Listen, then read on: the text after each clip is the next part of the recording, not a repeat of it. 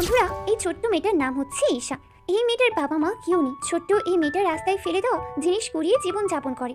একদিন সেই রাস্তায় অনেকগুলো টাকা পেয়ে যায়। ম্যাম ম্যাম শুনুন না, আপনার টাকা পড়ে গেছে।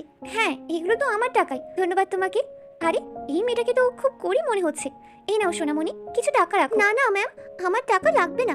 আপনি যদি আপনার পানির বোতলটা দিতেন তাহলে অনেক খুশি হতাম। হ্যাঁ হ্যাঁ, কেন নয়। এই নাও সোনা। ধন্যবাদ ম্যাম, আমি এখন চলে যাচ্ছি।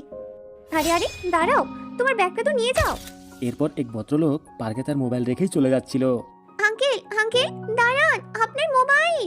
ধন্যবাদ তোমাকে, তুমি আমার মোবাইল ফিরিয়ে দিয়েছো। এর জন্য আমি তোমাকে কিছু খাওয়ার জন্য দিচ্ছি। না না আঙ্কেল, লাগবে না। নাও। ধন্যবাদ আঙ্কেল। আরে কতটা মিষ্টি মেয়ে। হ্যালো হ্যালো, শুনুন শুনুন, আপনি কি একটা ছোট্ট মেয়েকে দেখেছেন? হ্যাঁ দেখেছি, ও ওইদিকে গিয়েছে। কিন্তু এই মহিলা কেন ওই মেয়েটিকে খুঁজছে? ব্যাপারটা কি? এই নাও, আমি তোমার জন্য খাবার নিয়ে এসেছি। এরপর যখন ওই ধনী মহিলাটা এবং ভদ্রলোকটা সেই গরিব মেয়েটাকে দেখে, তখন তারা হতবাক হয়ে যায়। কারণ মেয়েটি খুবই গরিব ছিল, তার বাবা মা কেউ ছিল না।